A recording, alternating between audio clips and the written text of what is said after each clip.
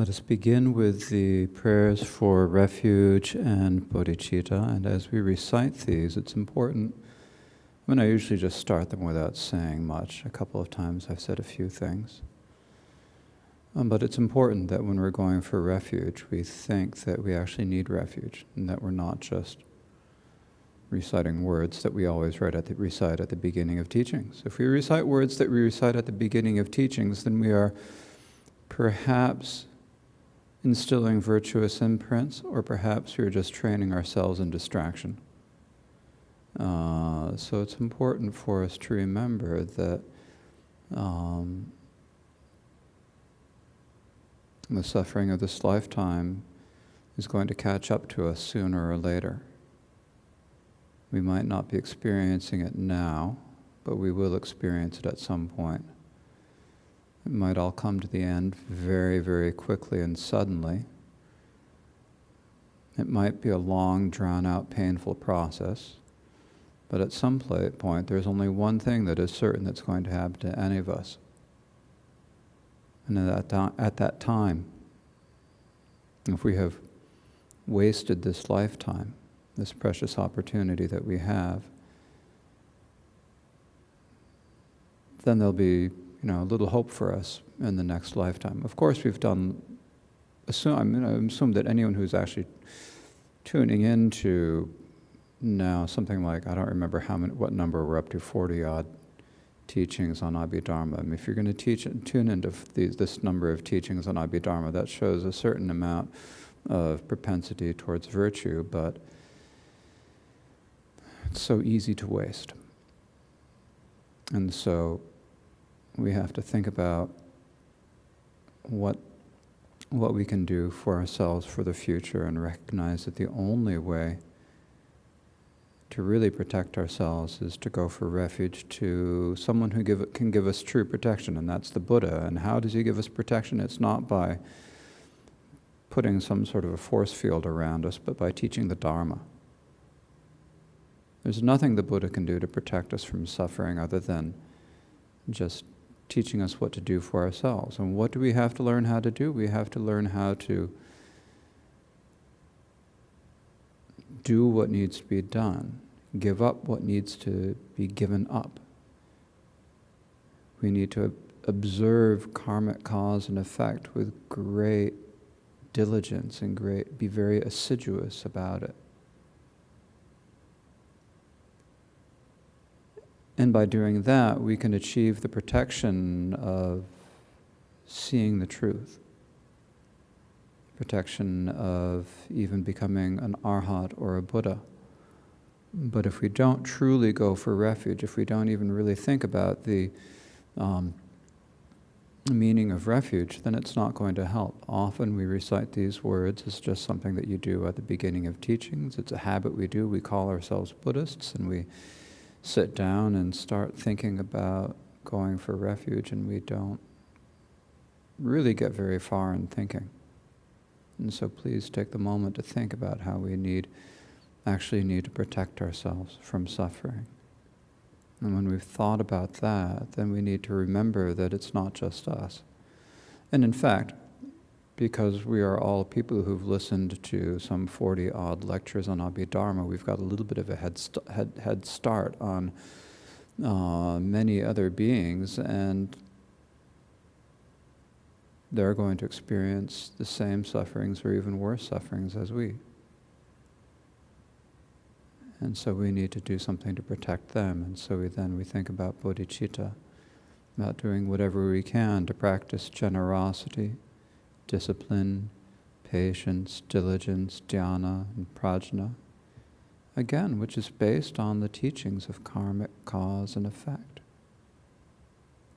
And by doing this, we can achieve Buddhahood, to be able to have the capacity to help sentient beings. And so please think about this as we recite the prayer. And so since we need to think about it, and we're teaching in English, we might as well recite them in English today too. All until enlightenment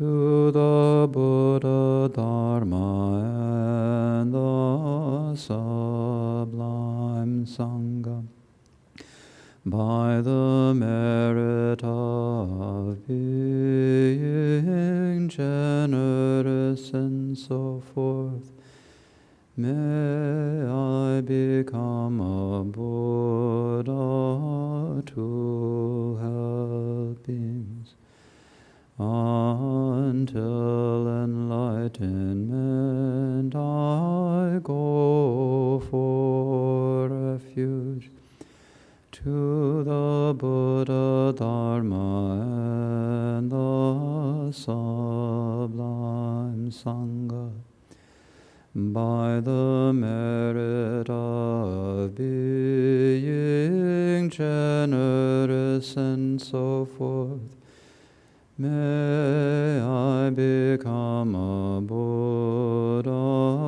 to help beings until enlightenment I go for refuge to the Buddha, Dharma, and the sublime Sangha, by the merit of being generous and so forth, may I become a Buddha to help beings. May all sentient beings be happy and have the causes of happiness. May they be free of suffering and the causes of suffering. May they dwell in the highest joy, which is never parted from suffering, and may they never be parted from, may they never be parted from the highest joy. May they never be parted from the highest joy, which is devoid of suffering, and may they dwell in the great equanimity, which is free of attachment and aversion to those close and far, close and distant, really, we should say in English.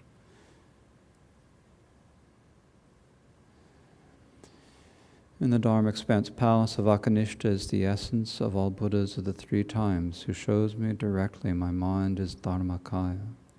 I prostrate to the glorious exalted Gurus. Please bless me and all sentient beings that our minds become the Dharma. Please bless us that the Dharma become the path. Please bless us that the path dispel confusion. Please bless us that confusion arise as wisdom. And now think to yourself that because the suffering of samsara is intolerable and unending, we must do something to free all of our mothers, all sentient beings who have at some time in the past been incredibly kind to us, given us the greatest of kindnesses, greatest of worldly kindnesses. And in order to repay them, we must bring them to a state where they won't experience suffering. And the only way to do that is for us to reach that state, the state of Buddhahood ourselves. In order to reach Buddhahood, we need to meditate, but if we sit down and meditate without knowing what we're doing, we won't get very far. Otherwise, we would have already got there. So we need to study, we need to contemplate, develop certainty. And so think to yourselves that this is the reason why you are listening to these teachings on Abhidharma, and please rouse this motivation of bodhicitta.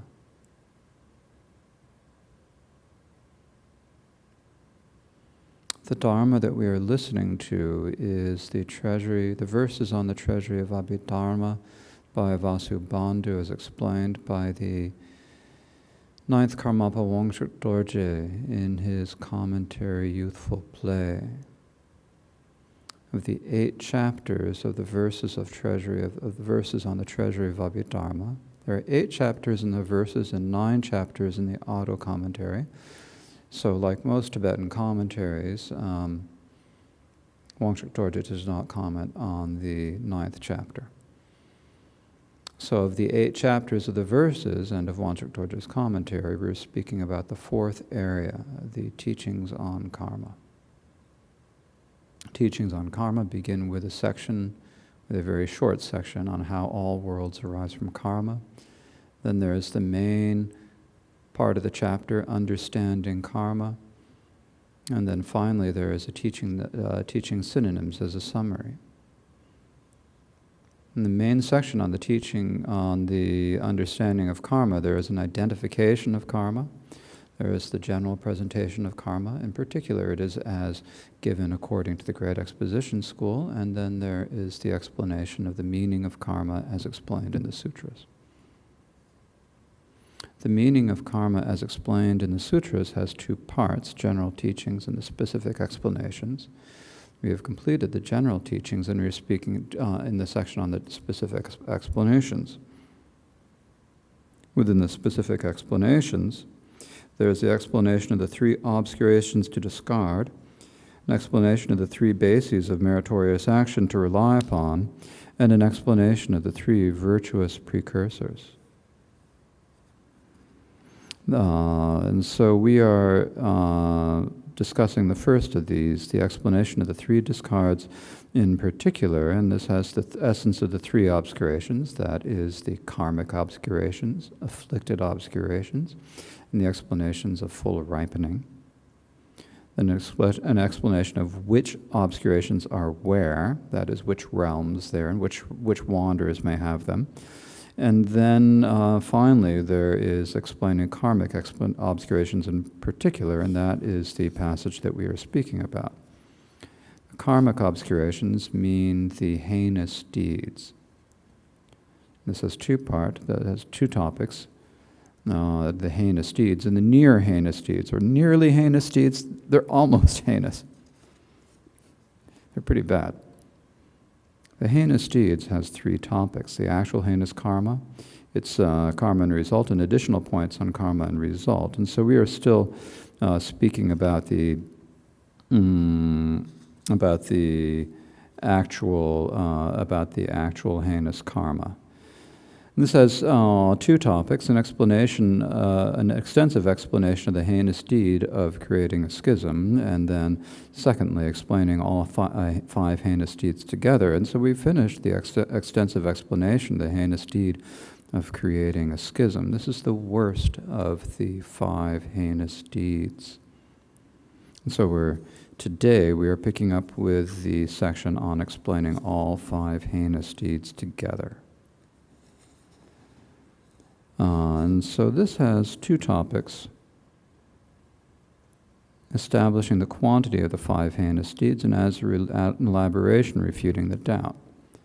So what we begin with in terms of establishing the quantity is, so why is it that there are these five heinous deeds? After all, there are other acts that are going to ripen in hell. There are other acts that are generally considered heinous things to do, but they're not considered heinous karmas.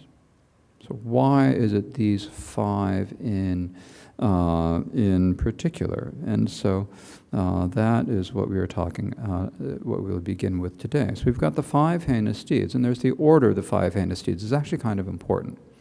You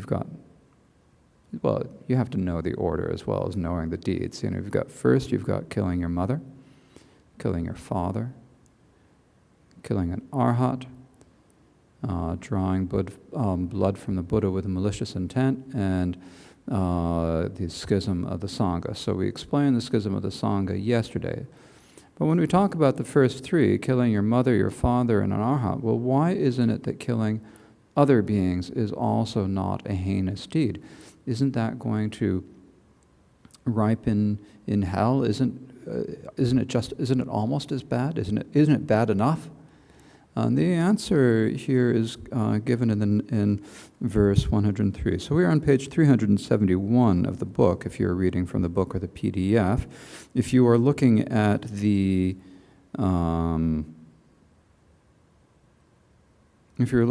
ebook edition, there we are on verse 103. And I'd like to note at this point that there is a question that came in last night or this morning over email from a listener in Edinburgh, and I will get to that because there's a point in today's teaching where it is very appropriate. So if you're listening and you're wondering, why am I not answering your question? That's why, because I'm going to answer it where it actually kind of fits with what we're going through today. So the quantity of the 5 heinous deeds, since fields of benefit and qualities are abandoned and annihilated. So when you engage in any of the 5 heinous acts, you are abandoning and or annihilating the fields of benefit and the fields of qualities. The field of benefit means like your parents, because they benefit you. It can also mean like teachers and so forth. But in particular here, we're talking about parents. And the field of qualities are like the Buddha, the Dharma, and the Sangha. Because they have a lot of qualities, and since they have a lot of qualities, doing virtuous acts in relation to them produces especially great results. So they're like a field of qualities. And so that's why we call them field. I've mentioned this a couple times, and it's kind of a funny term. Why would we be literal about it? Why can't we just figure some English term? Should we call them like the zone of benefit and qualities? It's not really a zone, it's a field. And the reason it's called a field is that when you plant seeds in fertile soil, it grows better. The fields of benefit and the fields of qualities are especially powerful when you plant seeds of virtue. So why is it among the karmic paths of taking life and so forth, only killing one's mother and so forth, that is the father and the arhats, are heinous deeds? So why isn't it that other acts of murder are not heinous deeds? Why wouldn't we consider a deed like Hitler's, for example, to be a heinous deed? Since parents produce a body that is suitable for attaining freedom, they are the field of benefit, and the other are a supreme field of qualities. So the parents, your father and your mother, give you this human body, even if they've done absolutely nothing else for you. They've given you what is actually the most important thing that you can have in this lifetime. They've given you the greatest benefit. They've given you a human body with the faculties and the intelligence where you can actually practice the Dharma and do something to help yourself. And whatever else they may have done, that alone is an incredible gift that they have given you. So they have an incredible benefit that they have done you. So they are the field of benefit. And the other 3 are a supreme field of qualities. So the other 3 would be, of course, the arhats, who they've liberated themselves from samsara. They've gone through the path. They've done the job. Or what is it? They've cast off the burden and thrown off the load. They've done what needs to be done. They've developed they have eliminated all of the afflictions. They are pure, noble beings. So they are a field of qualities. What need to speak of the Buddha when we talk about the 4th, the drawing blood from the Buddha with malicious intent. And the 5th is the Sangha, which is like the source of Buddhist teachings. I mean, it's not... Of course, the source of Buddhist teachings is the Buddha. It's like the foundation. That's the word we use, foundation of Buddhist teachings, because who has preserved the teachings of Buddhism over the centuries? By and large, it's been the Sangha of monks and nuns who have preserved them from. This is not to say that there haven't been a lot of great lay practitioners, and it has nothing to do with whether or not you can be a great lay practitioner and achieve enlightenment and so forth as a lay practitioner. It has nothing to do with that. But in terms of developing institutions that preserve the Dharma and that keep it going from generation to generation, it's really the monastic institutions, the monasteries and the nunneries that have kept the Dharma alive since the time of the Buddha. And so that's why the Sangha is so important to us. So when we do these, when one commits a heinous act, we're committing it against these 2 fields, the fields of benefit and the fields of qualities.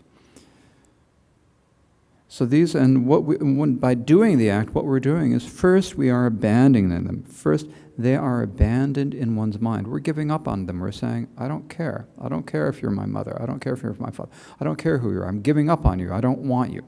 I don't care if it's the Sangha. I'm more interested in something else. I want to get rid of the Buddha. It's like this idea that you want to destroy or get rid of these fields when you're committing any of the three. And then in the first three, that is killing the mother, killing your father, and killing an Arhat, life is annihilated. So you're destroying life. The life of, not just any life, but the life of someone in the field of qualities or the field of benefit. And in a schism, the Sangha's harmony is destroyed. So it's being annihilated as well. Because what is the Sangha? The Sangha has to have the harmony of always getting along.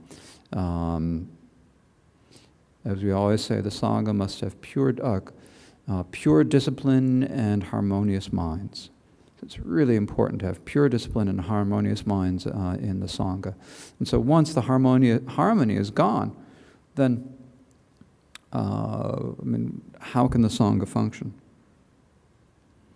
The Tathagata cannot be killed by anyone, but one makes the preparations to do so. So when you're drawing blood from a Buddha with malicious intent, you can't actually kill the Tathagata, because all the Tathagata has to do is when you're about to rub poison into his legs, he just emanates his legs as being made out of crystal, so you can't rub anything into them, or whatever. The Buddha just can't be killed because he's the Tathagata. But you have the intention of doing so, and that's what makes that. So actually that one is the preparations for a karmic path, but it's not an actual karmic path because you cannot complete it. The other four are completed, so they're actual karmic paths. So then as an elaboration, dispelling doubts, and this has three topics.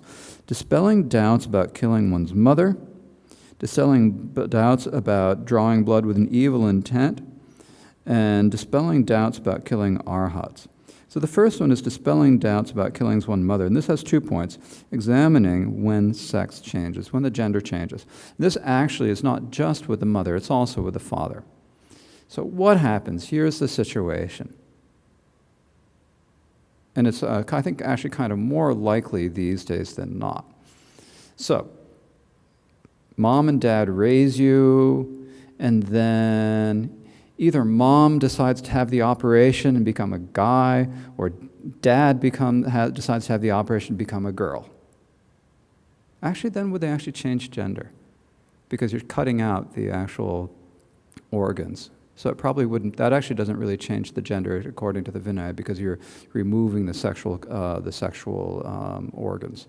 So that probably wouldn't be a change. But at any rate, if somehow mom has a spontaneous sex change and becomes a guy, or dad has a spontaneous sex change and becomes a gal, then if you kill your mom, who is now a guy, then you can kill a man and still commit the heinous deed of killing your mother.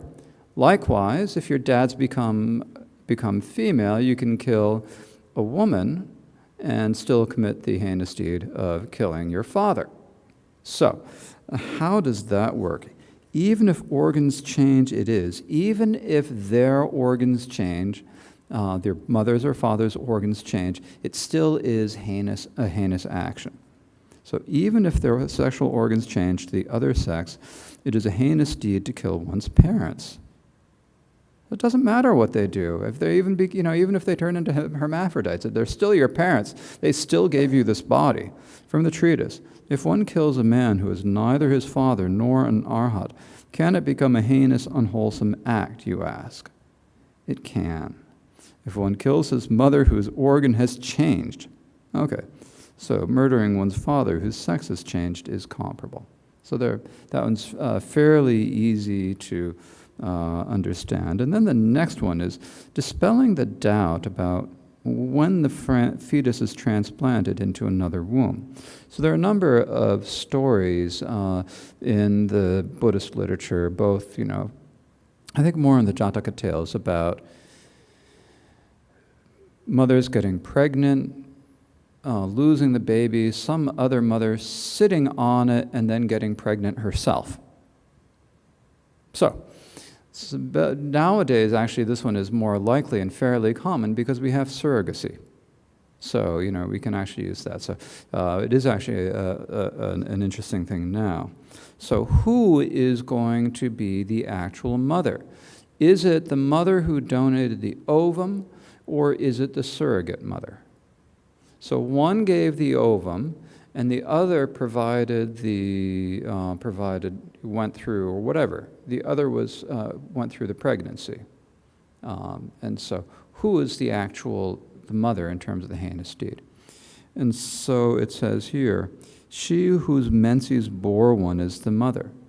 So as I've mentioned when we were speaking about the third chapter, there is the idea at the time that it was the blood in the womb that was what the baby would grow out, what the fetus would grow out of. They didn't have any way of telling that there was an actual ovum. It's too small for them to see. Or I don't know if it's too small or not, but they didn't know about it.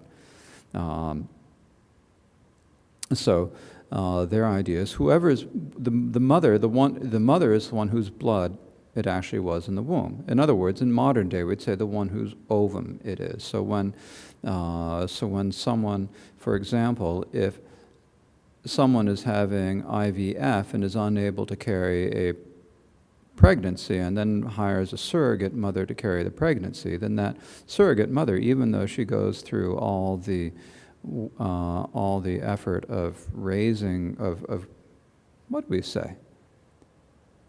I'd better just, I'm thinking of all these terms, I'm saying maybe like baking the baby or something like that. It's not.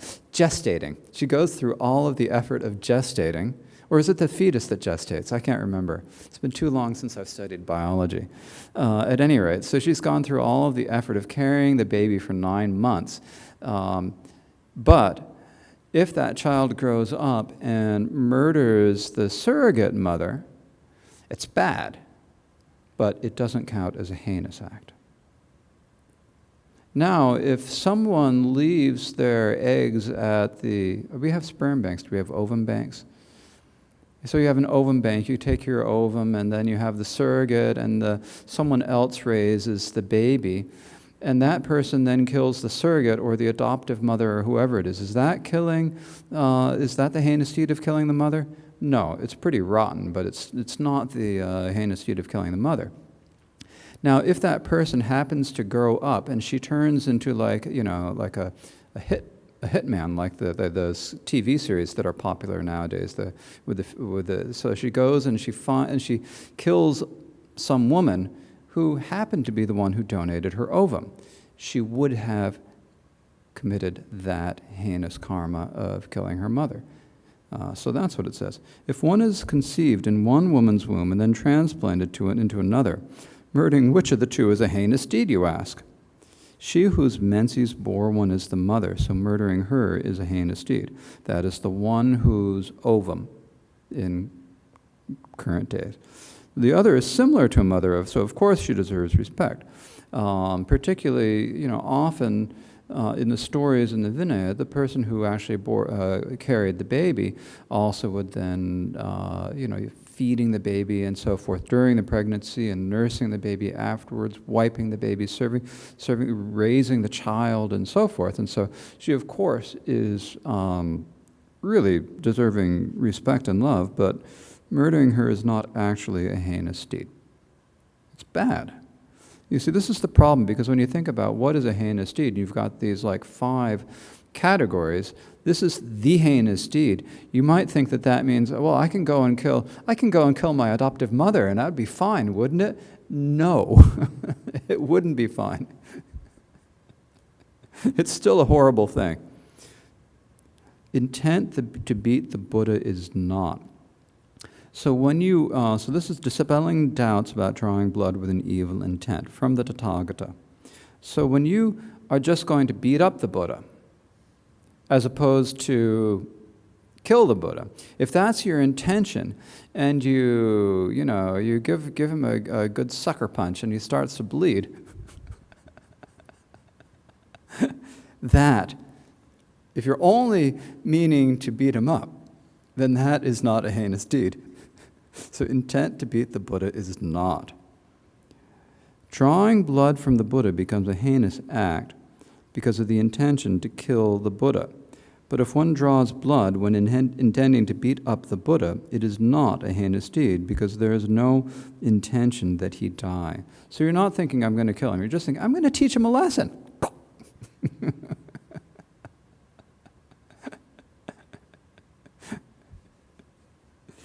Okay, then there are the doubts about killing arhats.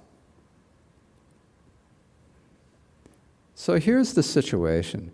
You've got a group of arhats that are walking, carrying their alms bowls from one village, they're going off to someplace else. Then you've got a bunch of robbers who come along, they attack the bhikshus, and they leave one who is about to die.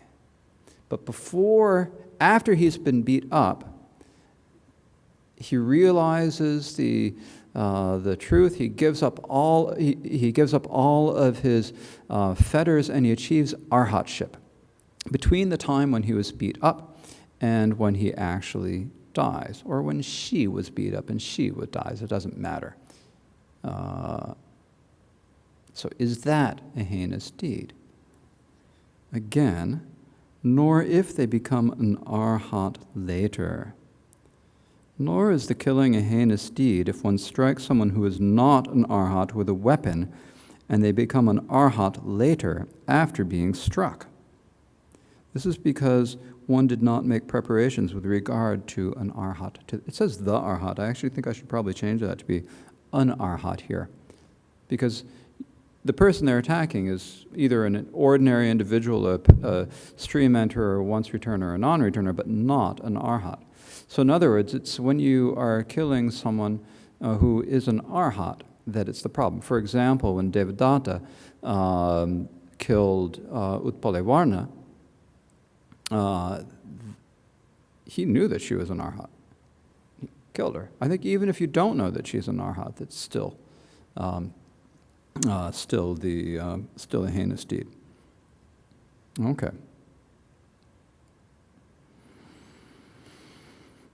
So those are the kind of fine points of the heinous karmas. And so then next we've come to the section on its karma and the result. And so this is going back to the section on the actual heinous karma, so that the heinous deeds, it's the second of the three topics on the heinous deeds. It's karma, the heinous deed and its result, the karma and the result.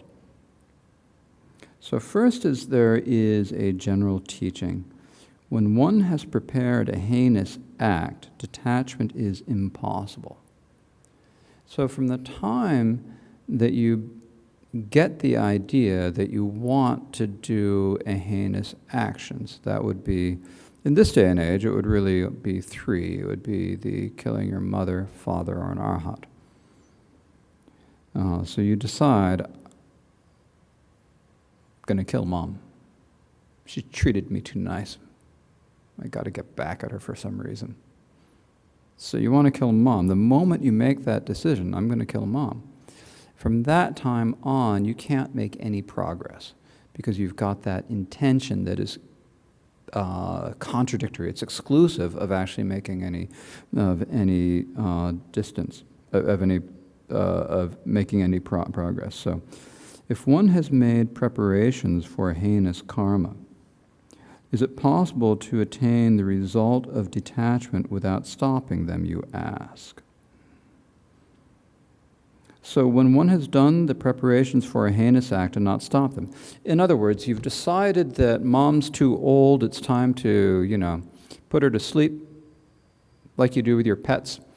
So, she's old, she's sick, you're going to put her to sleep. And so the moment you make that decision, then you're on the way to you're making the preparations to do a heinous crime.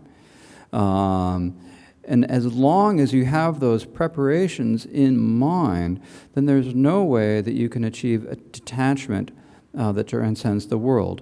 So as it says here, once you have made the preparations for a heinous act and not stopped them, attaining the result of a detachment that transcends the world, loka, is impossible. So this means that as long as you have done that, you can't achieve the path of seeing. You can't become a once returner. You can't become a non-returner. You certainly can't become an arhat.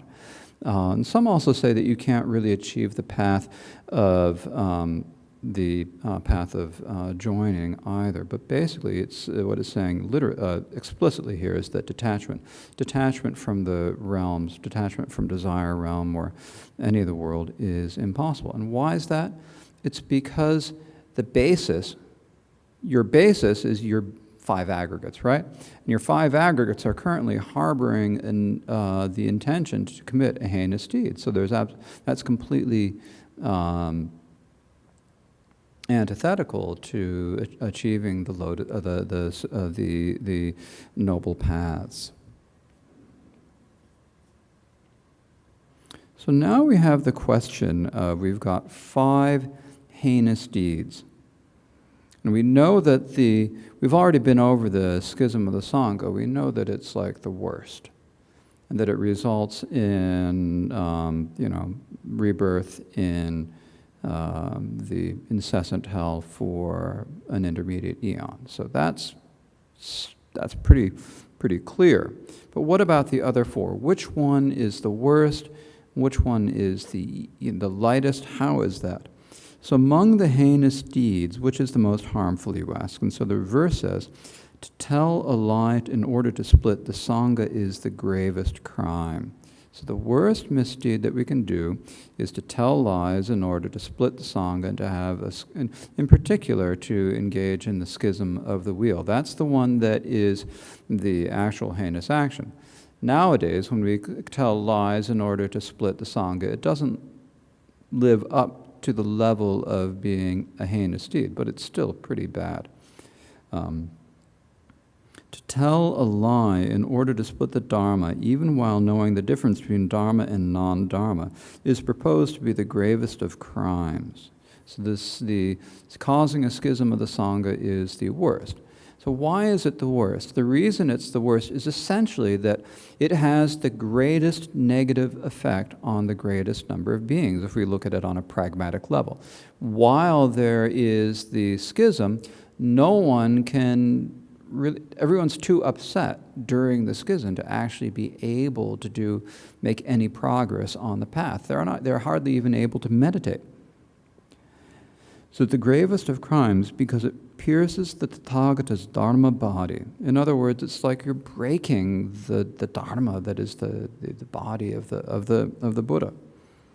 And because it hinders worldly ones on the path to higher realms and the freedom of enlightenment. So you've got worldly people who otherwise might have been able to achieve the level of stream entry or something, or achieve arhatship, or whatever they're ready to achieve. And they can't because of the schism. While that schism is happening, no one can make that next step. In fact, people aren't even going to want to enter the Sangha. They aren't going to want to do this. So it hinders worldly ones on the path to the higher realms and the freedom of enlightenment. It probably, in terms of the path to the higher realms, it probably discourages people from even doing the virtuous actions, and would even encourage them to support people in harmful actions, if not actually engage in them themselves. So that's the 5 heinous deeds. That's the 4th is the worst, and so we've got 4 left, right? Which of them is worst? Among the heinous deeds, that means the remaining heinous deeds, killing one's mother, killing an arhat, and drawing blood from the Tathagata with an evil intent are each successively heavier than the previous. Killing one's father is the lightest. So we've got 5 heinous deeds. So number 4, the Sangha, is the heaviest. Then after that, the next heaviest would be drawing blood from the Tathagata with evil intent. Then after that would be killing an arhat, the field of qualities, right? Then after that is killing the mother. And then kind of the lightest of the heinous deeds is killing your father. So this is kind of the order. Sorry, guys. If your sons kill you, if your daughters kill you, it's still bad. So all of these are, when we talk about the heinous deeds, they're all going to ripen as birth in hell in the next lifetime, with no other karma, with no karma propelling any other birth in between. So they're like the worst of the actions that you can do, because there's nothing else, there's nothing you can do to stop them from ripening, especially once you have done them. So they're each successively, so these are like the worst of the actions that you can do. Therefore, this is why it's reasonable in English to translate them as the heinous deeds. So if those are the worst of the actions, well then, what's the opposite of that? What are the best actions that you can do? Additional points on karma and result. This is what level are we at? This is the last on the section of the heinous deeds. So this has, of worldly virtues, the volition of pique bears the greatest result. Among the fine conducts, which has the greatest result? So if you're going to do something virtuous, what is the most virtuous thing you can do? Well, there are different ways you can look at it. There's worldly virtue, and there is transcendent or transworldly virtue. So among the worldly virtues, let's look at that first. Of the worldly virtuous karmas, the volition of the peak of existence bears the greatest fully ripened result. In other words, among the worldly dharmas, achieving the fourth level of formless, the absorption of neither existence nor neither conception nor non-conception, has the highest or the greatest result.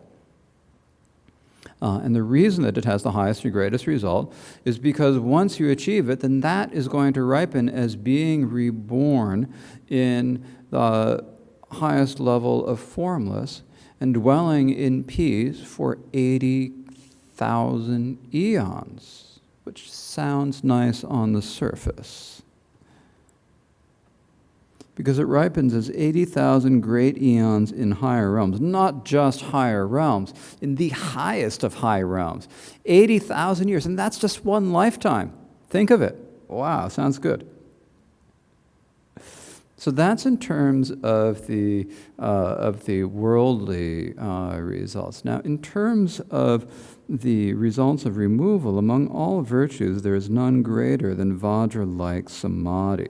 So Vajra-like samadhi is the samadhi that arises. It is the path of no obstacles for eliminating the final obstacles of the peak of existence. It is the final type of meditation that you develop before you achieve arhatship. Buddhahood is then, of course, included as a level of arhatship. And in terms of personal results, the supreme loka dharma has the greatest. So the supreme loka is the Sanskrit word for world. And here in the Tibetan, Wangchuk Dorje specifically used the Sanskrit word loka.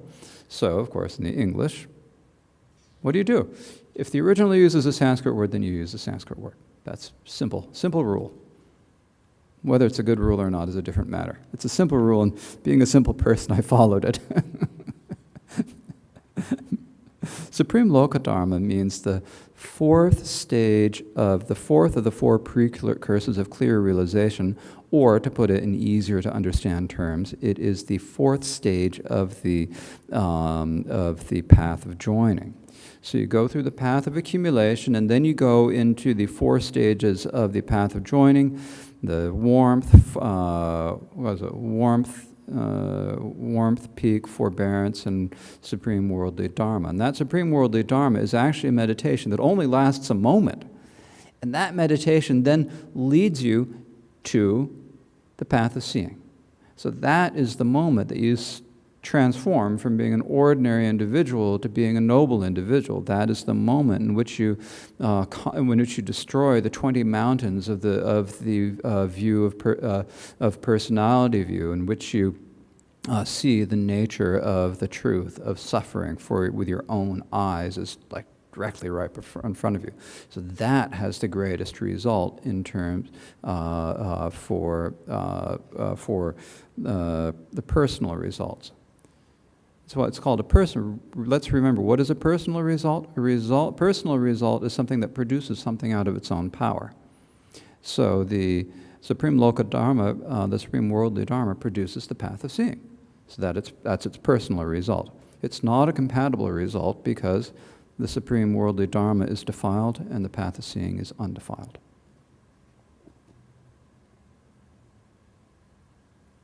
Now here just kind of a little bit of a comment. Might as well digress. When we're talking about the results, and we think to ourselves, you might think to yourselves, well, okay, the meditation at the peak of existence has the greatest, it has this long result, but we don't want that because we want to follow the Buddhist path and so forth, so we're not going to worry about that. We might think about it.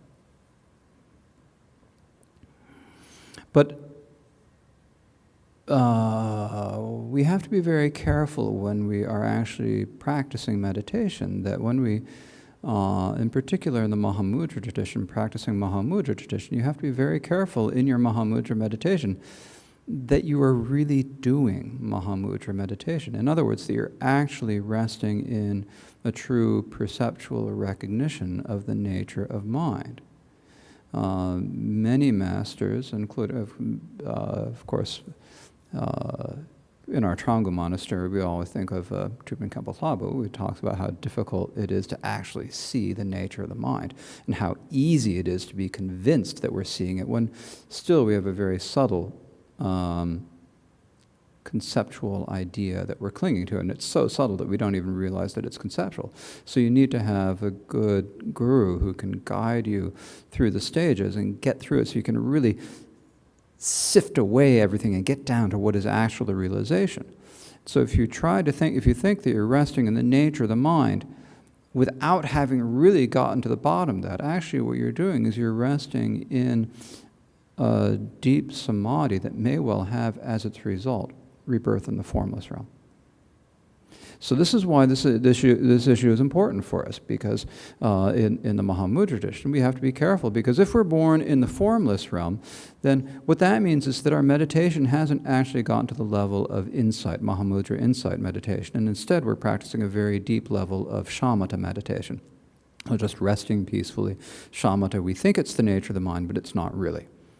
And that leads to rebirth as in the formless realm. So this is why we have to be very careful when we are practicing Mahamudra, and not just think to ourselves, I've realized the nature of mind, I can sit back and relax. No, you can't. You got to keep looking. You got to keep trying. There was this story about Dusum Khenpo studying with Gampopa. And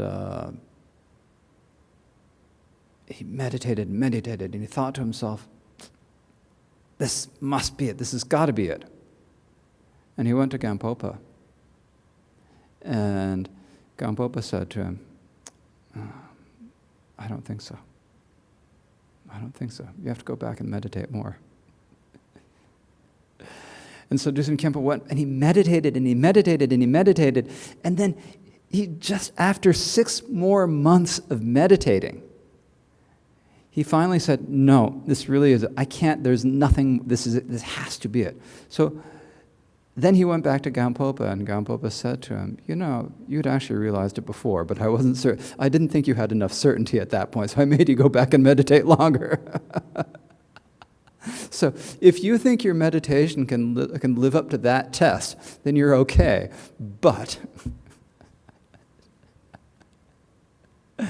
well, okay, well, now we have to go back to the great vehicle. But now we're talking about the near-heinous deeds. Okay, so there are different presentations of the near-heinous deeds. The 5 heinous deeds, there is just one explanation, these 5 that we have. I haven't seen any other enumeration of 5 heinous deeds. But for the near-heinous deeds, there are different enumerations, like in the Karma Chakme's prayer for rebirth in Sukhavati, there's a different list.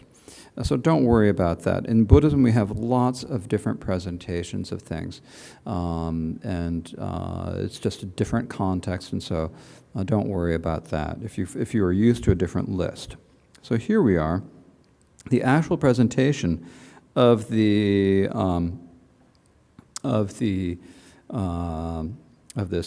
reads at the top of page 374, to violate one's Arhat mother, to kill a certain bodhisattva or learner, and to rob what has been gathered for the Sangha's purpose are similar to heinous deeds. The fifth is to destroy a stupa. So we've got 5 here. To violate your Arhat mother through sexual misconduct. To kill a certain bodhisattva, that is the bodhisattva which we'll get to the certain bodhisattva below. To kill a learner, that means someone who is on a stream enterer or a once returner or a non-returner. Or to rob what has been gathered for the Sangha's purpose, things that have been given to the Sangha, donated to the Sangha to support, if you rob those, or seize them. Actually, the word in Tibetan can be used either for robbing or seizing, are similar to heinous deeds. So they're similar. They're quite the same, but they're similar. And the fifth is to destroy a stupa. So it's not only the five heinous deeds lead to rebirth in hell. The 5 that are near to them also lead to birth in hell. So if you commit these 5 deeds, then this also will cause rebirth in hell. So the distinction here is an interesting one, and there's a bit of a discussion of that. There are some people who say that if you say that, then the heinous deeds and near-heinous deeds are essentially the same, because the heinous deeds lead to rebirth in hell, and so do the near-heinous deeds. What's the distinction?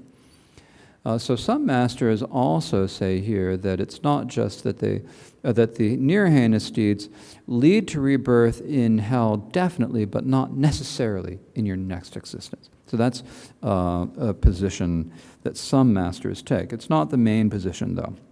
So what are these 5 near-heinous deeds? Nearly heinous. They're almost heinous. They're pretty bad, though. To violate one's Arhat mother through sexual misconduct.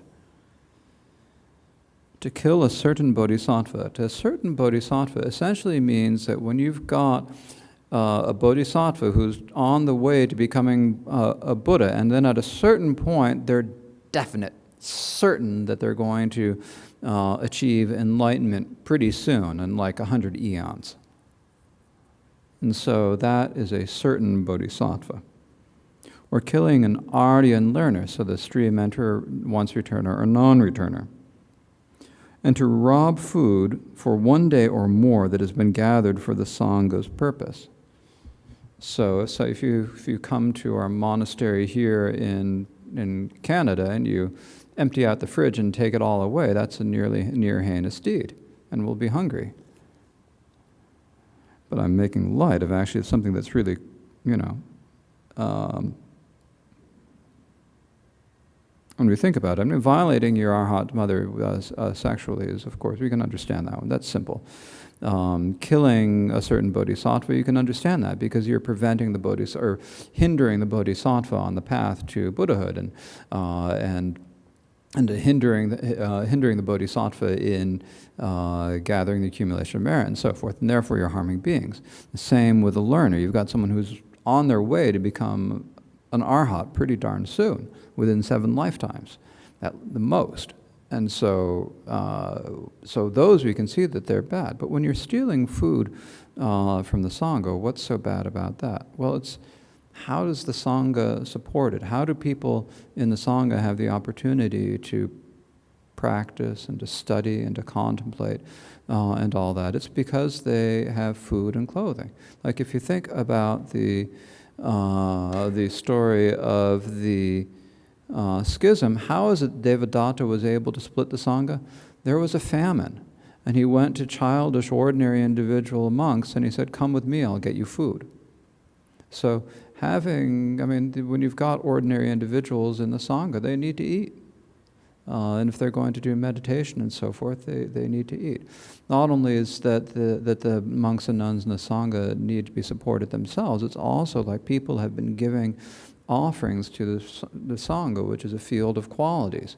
And so they're gathering the merits. Now, of course, when you do that, and when you steal something, the person has already had the merit of giving.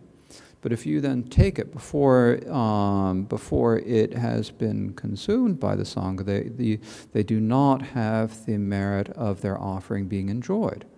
And so it's also harmful for the sponsor. So it's not just like saying, there are reasons why this is actually harmful to other sentient beings to do acts like this.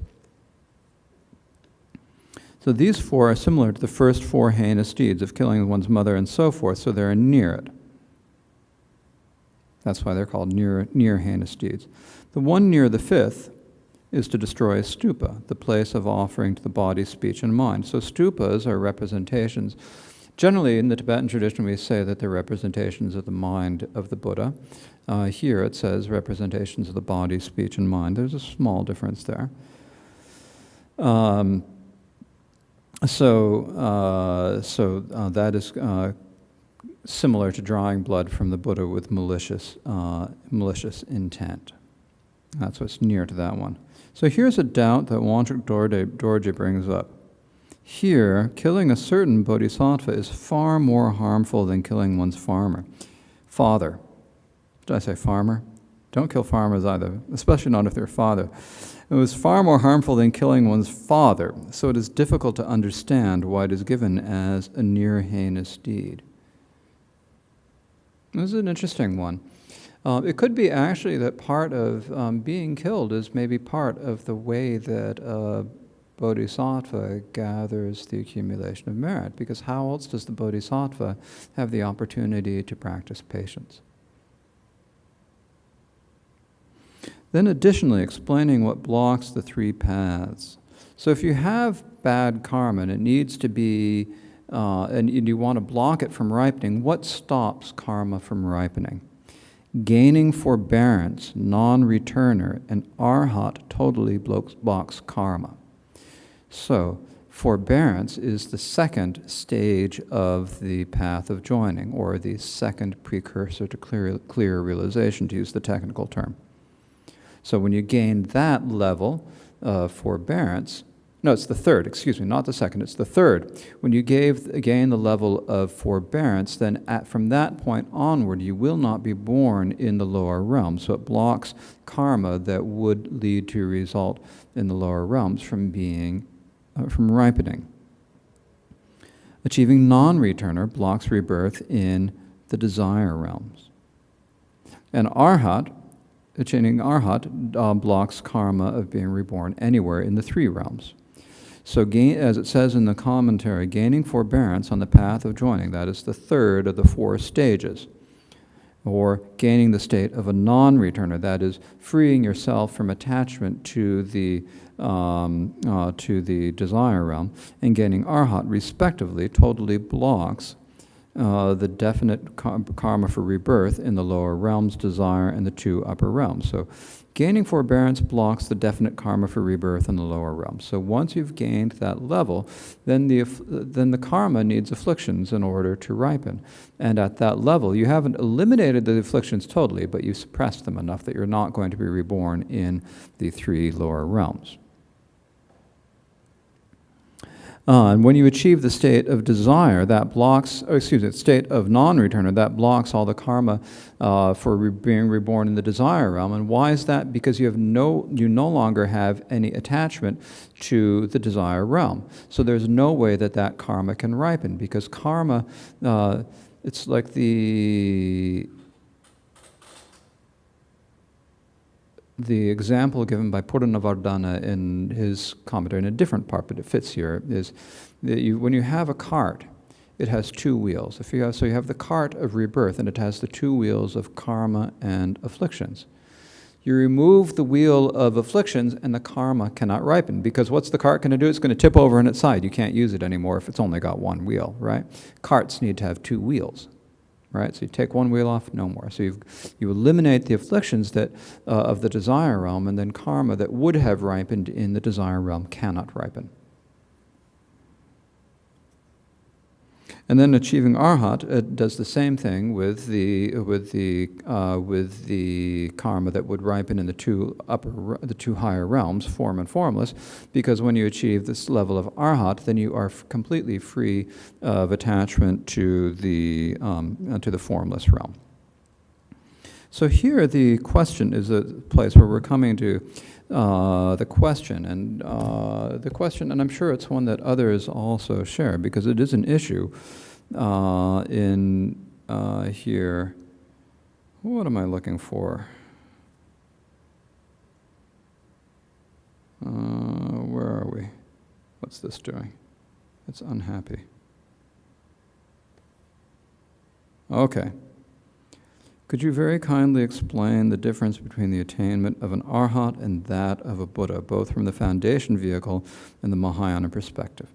And so this is why this is, at this point, where what we're going to get to tomorrow is the discussion of what is a certain bodhisattva, which we've mentioned already. And that gets to this point of what is the difference when we're talking about a bodhisattva, when we're talking about a Buddha, when we're talking about an Arhat, what do we mean? So here we're talking about this in terms of the foundation vehicle, and in particular the Great Exposition. So with the foundation vehicle, you go, someone develops the intention of bodhicitta, and they go through the training of a bodhisattva for 3 uncountable eons, plus another 100 eons, which we'll get to tomorrow. So 3 uncountable eons. I mean, 100 after 3 uncountable eons, 100, an extra 100 eons is like a blink of the eye, I think. But still, that whole time, according to the Great Exposition, that being is an ordinary being. They have not achieved the noble paths. The Buddha, according to the foundation vehicle, the Buddha was an ordinary being from the very first time that he offered a bowl of thin gruel to the previous Buddha Shakyamuni 3 uncountable eons ago, until he achieved enlightenment, until he sat down underneath the Bodhi tree. That whole on the night that he achieved enlightenment. That whole time he was an ordinary individual, gathering the accumulations of merit. And then when he sat down under the Bodhi tree, he went through the rest of the paths and achieved the level of Buddhahood. So the Bodhisattva in the great vehicle tradition, in the foundation vehicle tradition, is an ordinary sentient being. And when he achieves his result of Buddhahood, he is a type of Arhat. There are several different types of Arhat, and the Buddha is said to be the greatest of the types of Arhat. In the great vehicle, they don't really talk so much about really what makes the difference between a Buddha and and the other types of Arhat, other than to say that he's got basically better meditation and greater merit. Other than that, they don't speak about the particular differences in his wisdom and realization, because it's not so important for their path. They're trying to get people to achieve the state of arhatship. They've got a very good goal.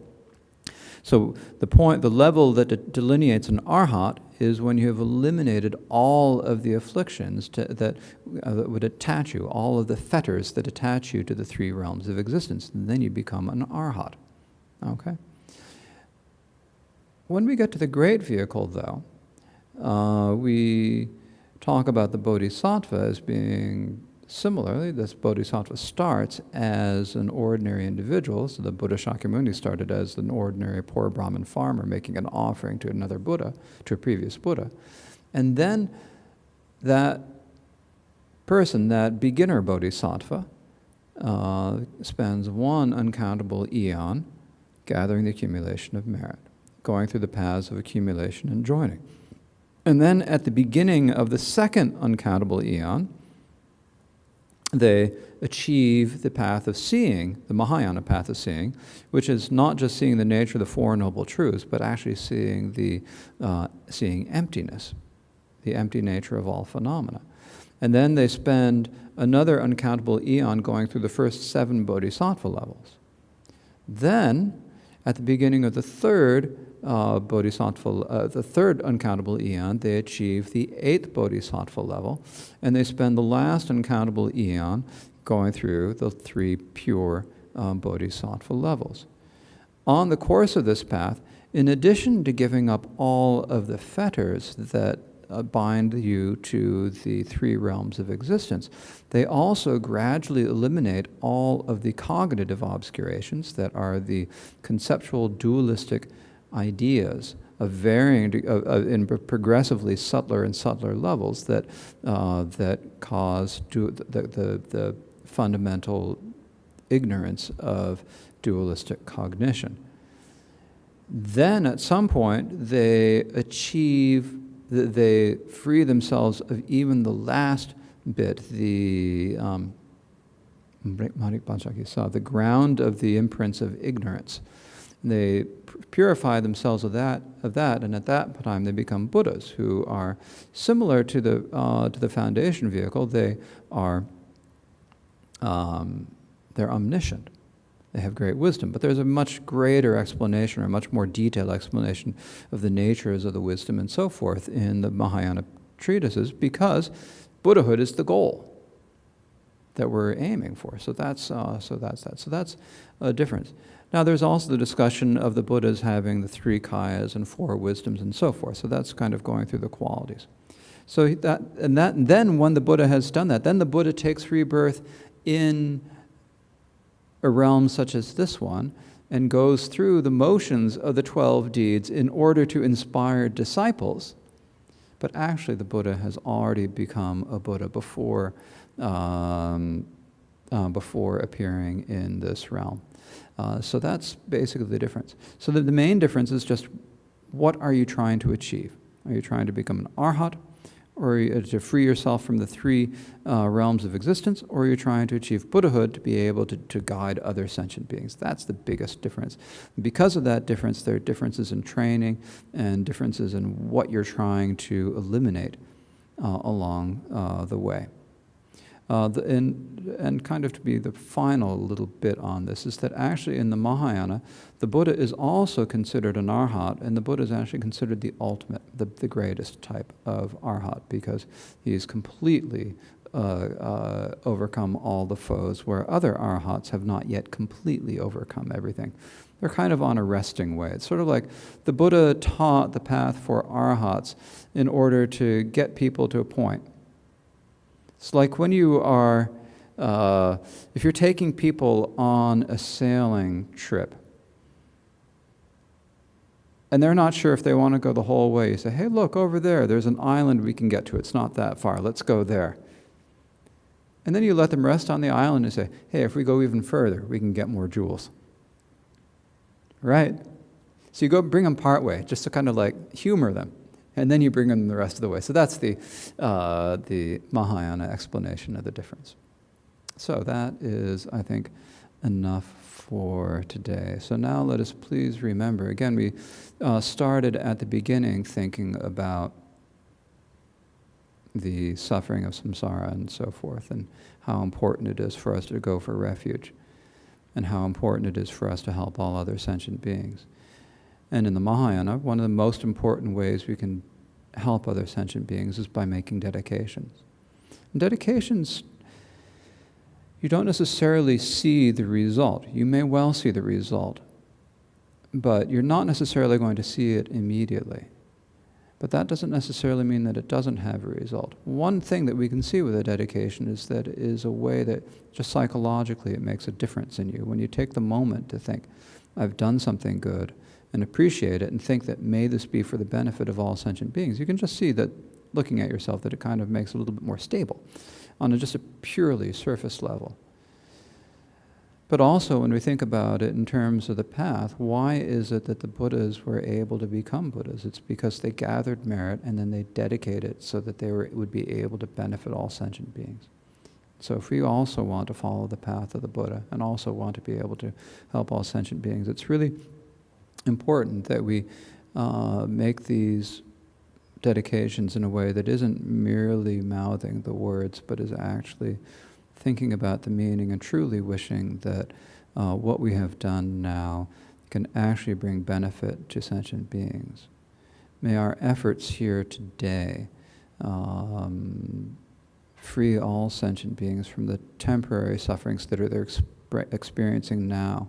May it bring them to temporary happiness, which is incredibly important, temporary comfort, a situation where they can practice a genuine path, and then may they swiftly come to a state of complete and lasting happiness, the state of Buddhahood. So please, thinking in this way, let's recite the dedication of merit. By this merit may we attain omniscience, defeat the enemy, wrongdoing, and free all wanderers from the oceans of existence, churned by great waves of birth, age, sickness, and death.